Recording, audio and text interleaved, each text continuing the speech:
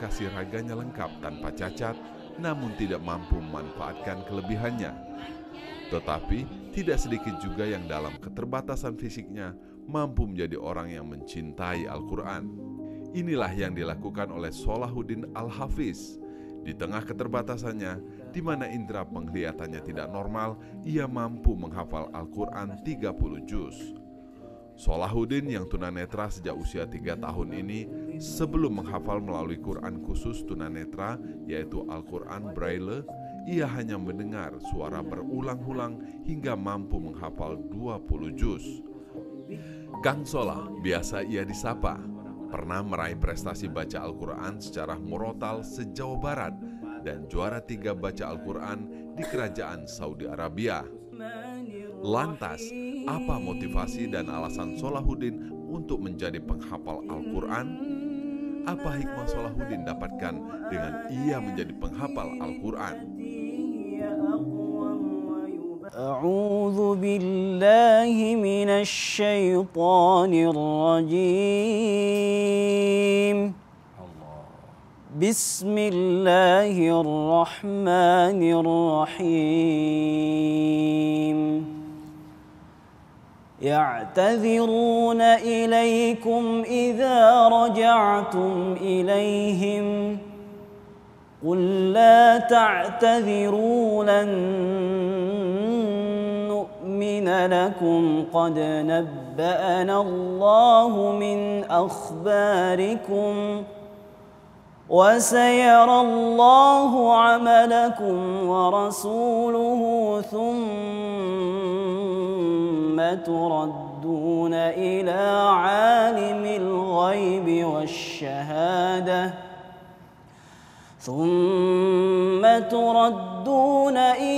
عالم الغيب والشهادة فينبئكم بما كنتم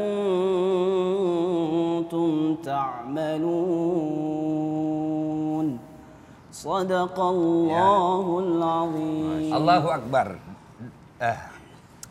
Dalam keterbatasan Allah berikan kemampuan.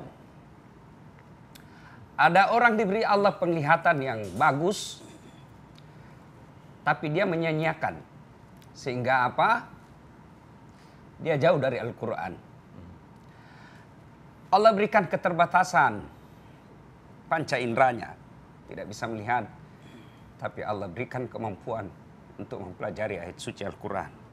Malu kita sebagai orang yang diberi mata oleh Allah, mampu melihat, tapi tidak pernah melihat ayat suci Al-Quran. Allah berikan kita kemampuan, normal kita punya penglihatan, bisa melihat pemandangan alam yang luar biasa. Tapi kita tidak pernah membaca ayat suci Al-Quran. Kang Solah, mana pernah membayangkan bagaimana bentuk wajah beliau. Tidak pernah mengilustrasikan. Jangankan melihat, membayangkan saja bagaimana bentuk wajah saya. Beliau tidak pernah. Kang Solah kan ya? Tidak pernah membayangkan bagaimana bentuk wajah saya, hidung saya mancung atau apa dan sebagainya.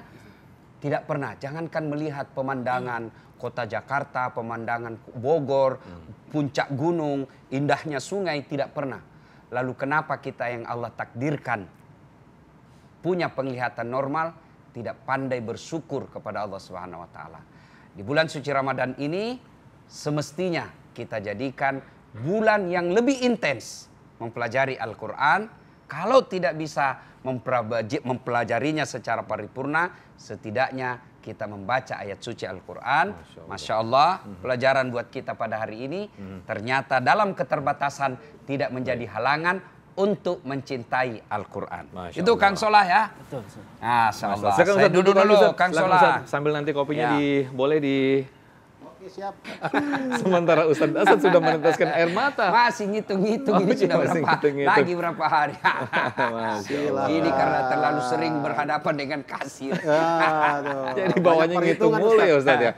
Kang Solah, ngomong-ngomong ini sudah berapa lama Kang Solah belajar Quran Braille?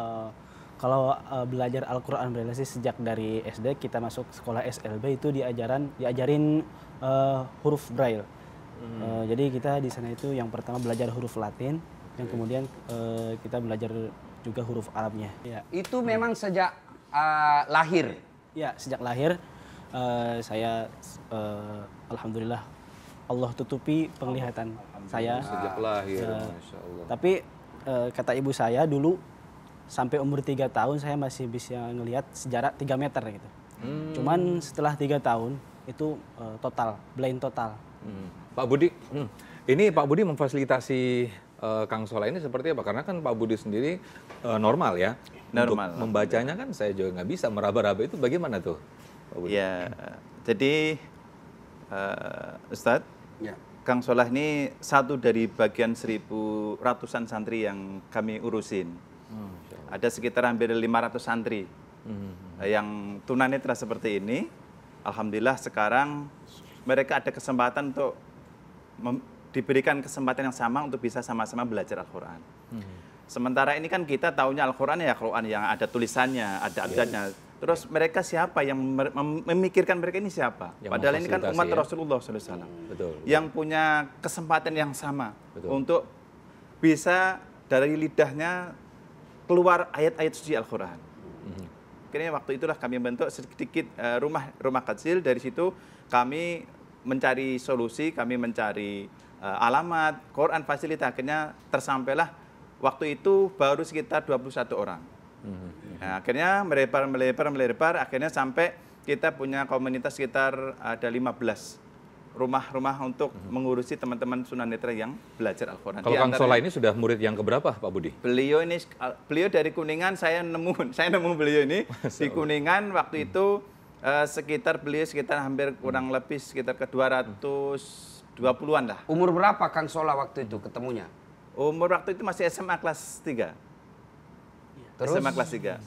Nah, waktu itu saya dengar kok suaranya bagus dan ternyata Ustadz, beliau ini pernah juara 3 di Kedutaan Saudi Arabia. Masya Allah. Juara 1 tingkat Jawa Barat untuk cabang Murotal. Beliau. Berarti Kang Budi waktu ketemu Kang Solah, Iya. Kang Solah memang sudah pandai ngaji. Pandai ngaji. Cuma oke. waktu itu kan dia bingung. Orang tua Ngaji braille. enggak Braille. hafal beliau. Oh, hafal. Iya, enggak Oh, pakai Quran memang lagi. hafiz beliau ya? Iya, Nanti betul. setelah Kang Budi ketemu, Iya, saya baru pakai tuh, diajari. saya suruh ngajar. Kan beliau udah bisa Quran Braille. Berapa juz Ustadz Pak Budi ininya? Kenapa? Berapa juz hafiznya? Selesai semua sudah 30 juz? Iya. Masya Sudah Allah. 30 juz. Waktu Oke. ketemu beliau masih sekitar 20 gitu, terus akhirnya murojaah. Ya alhamdulillah dia ngeluh nih Ustaz ceritanya. Ternyata seorang tunanetra itu nggak seperti apa yang kita bayangkan. Mereka juga punya cita-cita, Ustaz. Mereka juga pengen membahagiakan kedua orang tuanya. Bagaimana seorang Ustaz Solah, nanti beliau tanya sendiri, kenapa beliau kok pengen hafal Quran? Nah, nanti bisa Ustaz tanyakan sendiri. Ya, beliau. tanya langsung. Nah, Kang Solah. nah. Ya, gimana motivasinya tuh? Bisa hafal 30 juz. Apa Ya. motivasinya? Ya. Bisa dengar. Ya sebenarnya banyak sih keutamaan seorang hafiz atau hafizah itu yang dikatakan oleh Rasulullah SAW dalam hadis-hadisnya. Di antaranya mereka itu akan memakaikan sebuah mahkota kelak di hari kiamat kepada kedua orang tua. Iya. Mahkota kehormatan dari seorang anak yang hafal Al-Quran. Iya.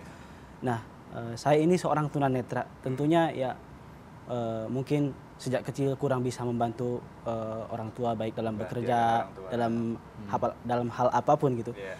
Nah, saya pengen membahagiakan kedua orang tua nanti di akhirat dengan saya memakaikan mahkota Masya pada Allah, kedua orang tua saya. subhanallah.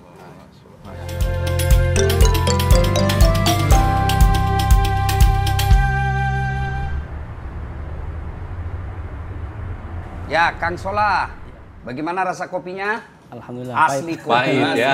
Mantap. Kang Solah, Iya. tadi kan kita dengar Kang Solah Iya. ngaji, make kitab suci Braille. Al-Quran ini braille. Iya.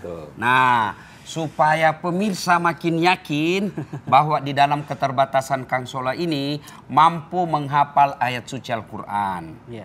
Jadi kita tidak pegang gini, Ya. saya pegang, Kang Solah lanjutkan ayat yang saya baca. Bisa Kang Solah? Insya Allah. Kalau tidak bisa kita minta Kang Sofyan. Hah?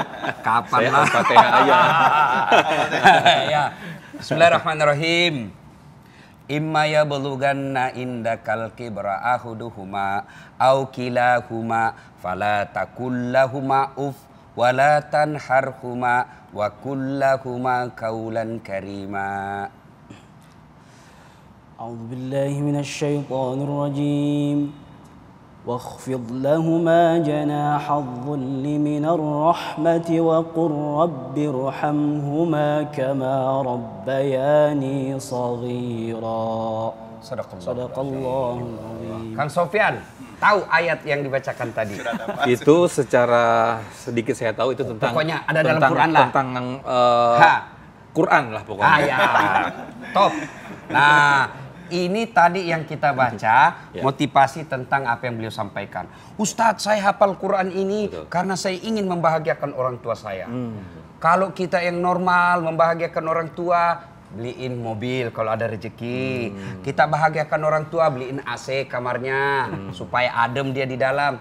Kang Solah karena masih muda, sudah bahagiakan orang tuanya dengan meraih janji Rasulullah. Siapa yang menghafal ayat suci Al-Quran, maka Allah berikan dia nanti di akhirat spesialisasinya. Hadiah khusus apa? Bukan cuma Kang Solah yang masuk surga, ambil ibumu, ambil bapakmu. Kang Solah paham ayat yang tadi dijelaskan itu? Iya. Ada tahu maknanya ayat itu? Coba supaya lebih meyakinkan ini Kang Sofyan. Jadi Ya. yang intinya kita harus sebagai seorang anak terhadap orang tua harus lemah lembut, tidak boleh membentak apalagi mengatakan seperti itu. Allah aja nggak boleh, ya. Ustaz, ya. Terlalu banyak kemuliaan. Alhamdulillah. Oke. Ustadz, saya mau ngobrol dengan Pak Budi. Pak Budi, ini kendalanya apa sih Pak Budi? Itu kan tadi rumah tahfiznya kan banyak, ada 15 ya Pak Budi. Terus kendalanya dan ada momen-momen yang seru nggak Pak Budi? Banyak sekali sih, tapi itu jadi indah. Karena justru kalau saya niatnya belajar. Belajar tidak harus di university, tidak harus di kampus, tidak harus di pondok. Justru belajar yang hakiki itu adalah belajar kehidupan orang-orang yang nggak pernah terpikir bagaimana dia bisa menjalani kehidupan itu sendiri. Belajar informal. Belajar informal langsung universitasnya di ini. Nah, Belajar di alam. di alam. Betul. Nah, jadinya teman-teman tunanetra ini kan ketika mau datang ke tempat ngaji aja, gimana caranya? Kalau kita sih enak naik nyegat angkot, tahu jalan, turun di sini. Coba kalau kita teman-teman netra. Terus untuk mengajar mereka kan perlu tempat. Nah itu, jadinya kita ini tempat ada yang sewa, ada yang milik warga, ada yang juga miliknya ruangan kita sewa seperti itu. Jadi kita ada yang kontrak juga ada yang milik warga juga ada yang simpatisan mereka menyediakan juga ada seperti itu. Ustadz, ini khususnya di bulan Ramadan Ustadz ya. Keutamaan membaca Al-Quran di bulan Ramadan tuh apa sih Ustadz? Ya, salah satu amalan yang sangat dianjurkan di bulan suci Ramadan ini adalah qiraatil Quran, membaca ayat suci Al-Quran. Kenapa? Karena pada saat ini membaca ayat suci Al-Quran itu pahalanya jauh lebih besar daripada di luar Ramadan. Alhamdulillah, tadi Kang Solah membuktikan sudah hafal Al-Qur'annya, ngerti lagi maknanya. Biasanya kita hafal Quran, tapi kita tidak tahu artinya. Nah, pada Ramadan kali ini usahakan kualitas ngaji kita meningkat. Dengan cara apa? Selain kita baca bahasa Arabnya itu, yang ada di kitab mushaf itu, juga kita usahakan baca terjemahannya. Mau lebih sempurna lagi, cari tafsirnya, ilmu yang ada di dalamnya. Sempurnanya adalah mengamalkan apa yang ada yang dijelaskan dalam Al-Quran. Mau lebih sempurna lagi, kita ngopi dulu, lagi. nyeruput dulu. Ayo Kang Solah. Kang Solah.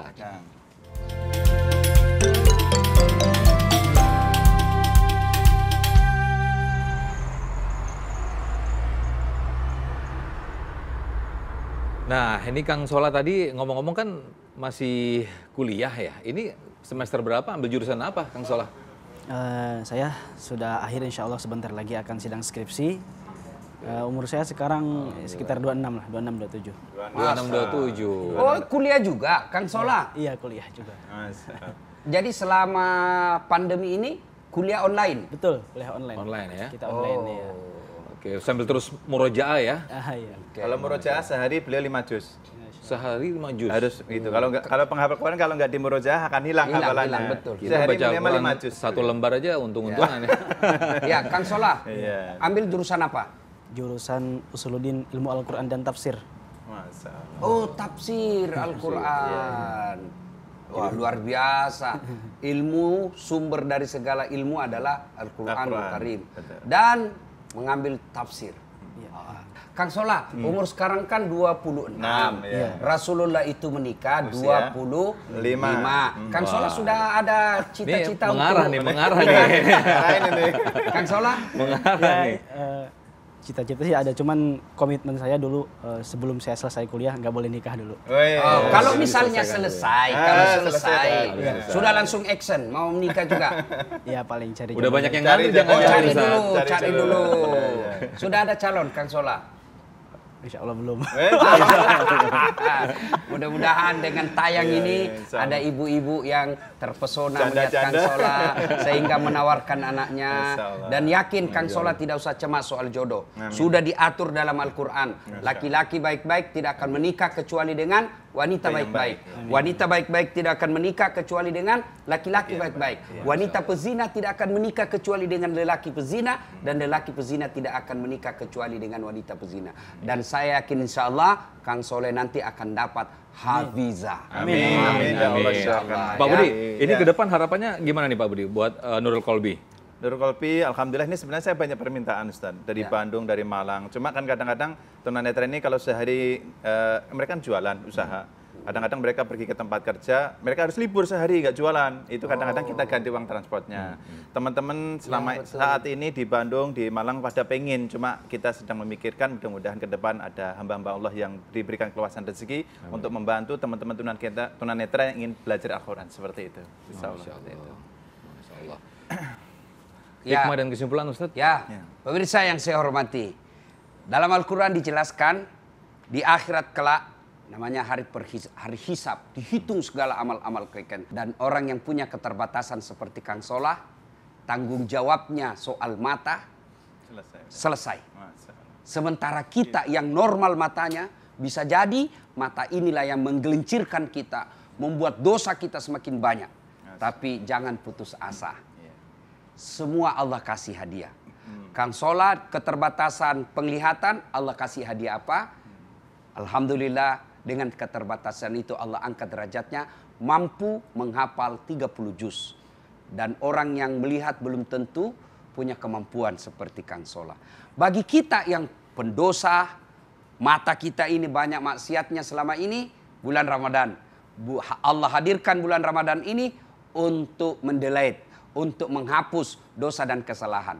Tentu tidak berarti masuk Ramadan langsung hapus dosanya. Harus ada ikhtiarnya, harus ada caranya. Dan salah satu caranya untuk dihapuskan dosa-dosa dan kesalahannya, dekatkan diri kepada Allah. Takarrub ilallah. Cara takarrub ilallah yang paling real, paling konkret, baca ayat suci Al-Quran. Semoga ada manfaat. Saya Dasat Latif. Assalamualaikum warahmatullahi wabarakatuh. Waalaikumsalam. Silakan dilanjut lagi. Kang Solah.